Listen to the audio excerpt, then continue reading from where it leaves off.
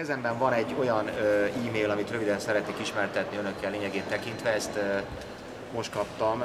nemrégiben, amelyek az a lényeg, hogy egy BV-s őr, aki jelenleg nem kívánja felfedni személyét, elmondja, hogy a Gyorskocsi utcai börtönben teljesített akkor szolgálatot 2006 őszén, és hát lényegében meg tudja erősíteni azt, amit a Célpontban nyilatkozó BV-ről elmondott, mégpedig azt, hogy a parancsnoki szinten jelen tudomása kellett legyen a BV intézménynek arról, hogy mi történik, milyen kínzás történik az előállítottakkal. Ugye a Gyorskocsi utcában arra utasították ráadásul őket, hogy a valóság ellenében azt vegyék jegyzőkönyvbe, hogy az előállítottak azt mondják, hogy nem a BV intézetben verték meg őket, hanem a rendőrök bántalmazták őket. Ilyen jellegű vallomástételre kötelezték őket, és hát valóban megerősítő, hogy volt ez a bizonyos ünnepi vacsora, amelyel úgymond jutalmazták az előállításokban és a fogvatartottak kínzásával résztvevő állományt, és hát a félelem és a rettegés légkörében számomra az ő köreikben is. De azt mondja, hogy mai napig olyan hangulat van, hogy nagyon meg kell gondolniuk, hogy hogyan és milyen formában lépnek el nyilvánosság elé. Én biztatnék mindenkit, akár legyen ügyész, bíró, BV, beosztott, fogdaőr, hogy igenis jöjjön ki a nyilvánosság elé, mert most már itt az ideje annak, hogy tisztállásunk, és valóban megtörténjen a szembesítés, hiszen, mint ahogy láthatjuk, a mai napon is láthattuk Draskovics Tibor szemében, ugye még mindig vannak olyanok, akik azt gondolják, hogy minden helyes volt és rendben volt, ami történt, bár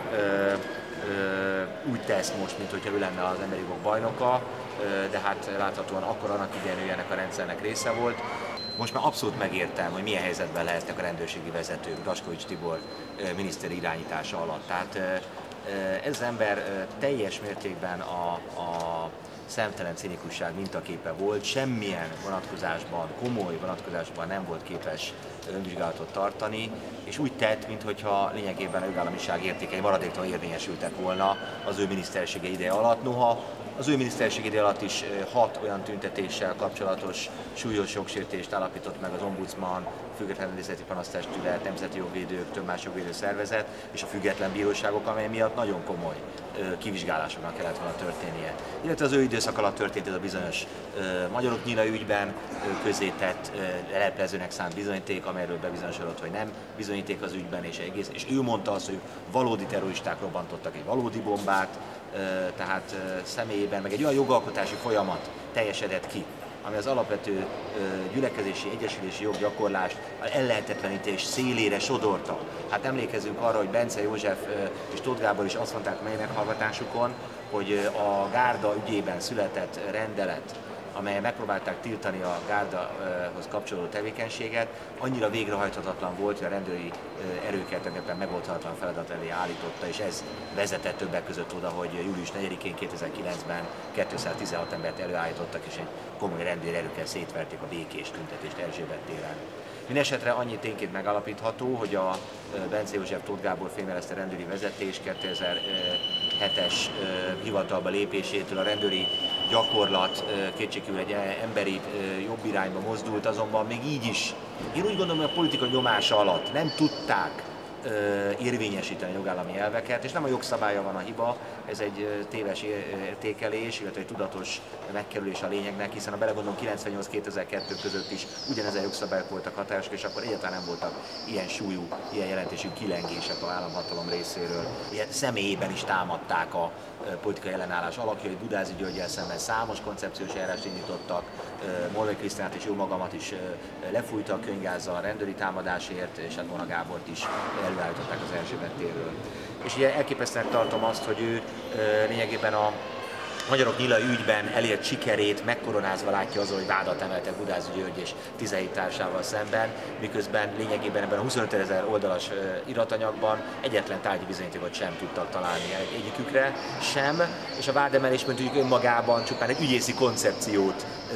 erősítő irat. De egyáltalán nem jelenti azt, hogy mindaz, amit Budázi Györggyel is szemben, és társaival szemben felhoztak, annak bármilyen megalapozott tényalapja lenne. Egy biztos,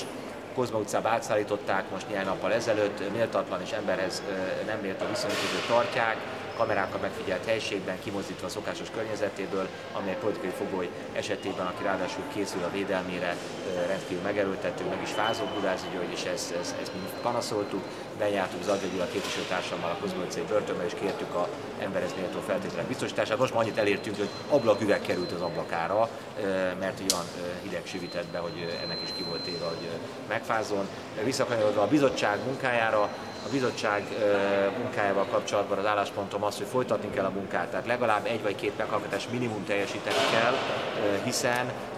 többek között jó lenne meghallgatni ismét Bogyasovskis Csabát, hogy vajon ő hogy nyilatkozik ezekre az elhangzott állításokra, amit a BV őrök a parancsnoki állományra terhelő vallomást tettek. Jó lenne meghallgatni a katonai főügyészség vezetőjét, hogy miért látta úgy, hogy nem történt kínzás a Nagy Ignác utcai Fogdaudvaron és a folyosókon. Jó lenne meghallgatni például még azt a rendőrparancsnokot, Rebiszes parancsnokot, Nemes Sándort, aki a rádió, illetve a tévészékházastrom és azt követő napokban azért jelentős beosztást töltött be, tehát sok feladat lenne még, úgy gondolom, hogy nem szabad elkapkodni a munkát.